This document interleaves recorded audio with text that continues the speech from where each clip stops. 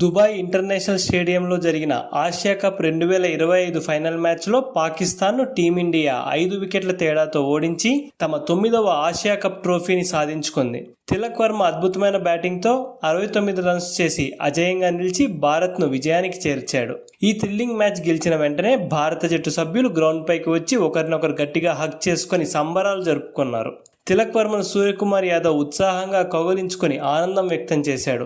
అభిషేక్ శర్మ, శివం దూబే, కుల్దీప్ యాదవ్, సంజు శాంసన్ అందరూ కూడా ఆనందంగా డ్యాన్స్ చేస్తూ సంబరపడ్డారు. అయితే మ్యాచ్ తర్వాత ప్రజెంటేషన్ సమయంలో పాక్ పరువు పోయేలా సంఘటనలు చోటు చేసుకున్నాయి.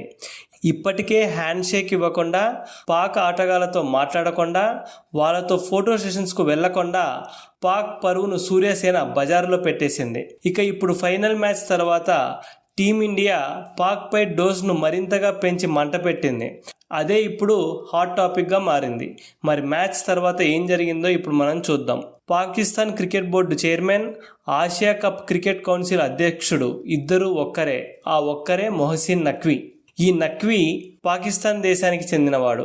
ఆసియా క్రికెట్ కౌన్సిల్ రూల్ ప్రకారం గెలిచిన జట్టుకు అధ్యక్షుడే కప్పును బహుకరించాలి. కానీ అతడు పాక్ దేశానికి చెందినవాడు కావడంతో నఖ్వీ స్టేజ్ పైన ఉంటే అతడు మాకు బహుకరిస్తే మేము ఫైనల్ గెలిచినా ట్రోఫీ తీసుకోము, మెడల్స్ తీసుకోము అని భారత జట్టు మ్యాచ్కు ముందే తెగేసి చెప్పింది. భారత జట్టు తెగేసి చెప్పినా తెగేదాకా లాగే అలవాటున్న పాక్ ఇక్కడ కూడా కుటిల బుద్ధి చూపించింది.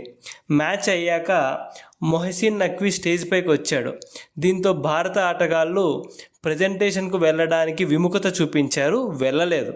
అయితే మొహసిన్ నఖ్వీ కూడా స్టేజ్పై కొద్దిసేపు ఓవర్ యాక్షన్ చేయడానికి ట్రై చేశాడు. భారత జట్టుకు కప్పు నేనే ఇస్తా అని నఖ్వీ మొండి పట్టుపట్టాడు. కానీ ఇండియా అందుకు ఒప్పుకోలేదు. దీంతో చేసేదేమీ లేక కప్పు, మెడల్స్ తీసుకొని నఖ్వీ మైదానం నుండి వెళ్ళిపోయాడు. ఈ కారణాల చేత ప్రజెంటేషన్ కార్యక్రమం గంట లేటుగా స్టార్ట్ అయింది. మొహసిన్ నఖ్వీ వెళ్ళాక మెడల్స్, కప్ లేకుండానే ఇండియా సంబరాలు చేసుకుంది. ఆ విషయమే ఇప్పుడు హాట్ టాపిక్గా మారింది. ఛాంపియన్స్ ట్రోఫీ గెలిచాక కప్పు తీసుకొని రోహిత్ ఎలా చేశాడో ఈరోజు కప్పు లేకపోయినా కూడా అచ్చం రోహిత్ లాగే సూర్య కప్పు లేకుండా నడుచుకుంటూ వెళ్ళి రచ్చ చేశాడు. క్రికెట్ చరిత్రలో టోర్నమెంట్ గెలిచినా కప్పు తీసుకోకుండా, మెడల్స్ తీసుకోకుండా సెలబ్రేషన్స్ చేసుకోవడం ఇదే మొదటిసారి కావడం గమనార్హం. అలా సూర్యసేన పాక్ మొహం వాచిపోయేలా మ్యాచ్ తర్వాత సమాధానం ఇచ్చింది.